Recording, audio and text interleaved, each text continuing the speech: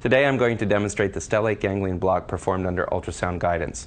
Traditionally, this block was performed blindly without the use of any imaging modality. Currently, fluoroscopy is a preferred method. However, utilizing ultrasound, such as this M-Turbo system utilizing the HFL-50 linear probe, this can be done with less radiation and avoidance of vascular structures that might not otherwise be seen under fluoroscopic guidance. The C6 transverse process, Chasniak's tubercle. Immediately inferior is the C7 body and transverse process. The probe is placed in the transverse orientation, clearly identifying and avoiding the vertebral artery, and the needle coming in contact with the C7 transverse process. To perform this particular block, the following equipment is necessary: the chlorhexidine prep, 1% buffered lidocaine with a 1 1/2 inch 27 gauge needle, a 25 gauge 3 1/2 inch spinal needle, a 10 cc syringe that will contain 7 cc's of 1% lidocaine with epinephrine or 1/4% bupivacaine with epinephrine.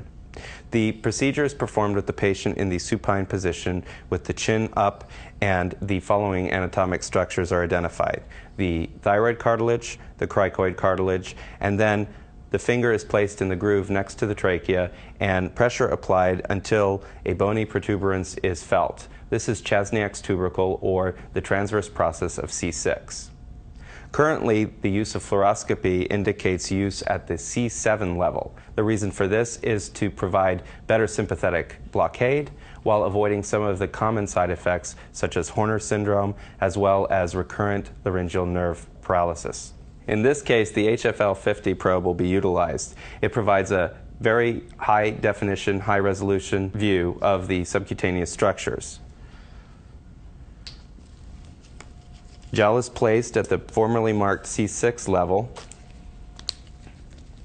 and the HFL-50 probe is placed on the skin in a transverse arrangement.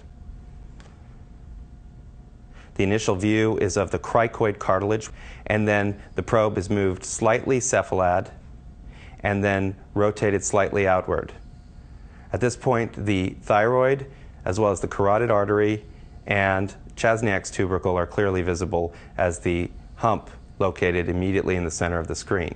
Since this is the C6 tubercle, we will move slightly inferior until it flattens out, and this becomes the C7 transverse process. It's important to note at this point to utilize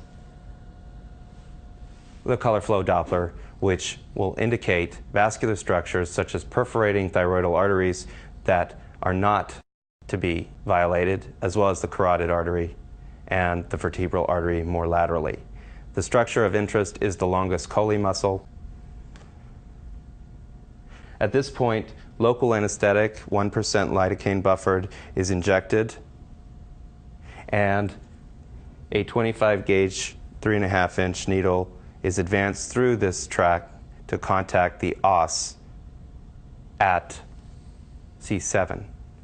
The needle is backed off slightly, and then the injection of local anesthetic, preferably epinephrine containing 1% lidocaine, 6 to 7 cc's, is gently and slowly injected. At this point, the probe is removed, the skin wiped and cleaned, and if needed, a Band-Aid placed over the small puncture site. This successfully concludes a stellate ganglion block performed under ultrasound guidance.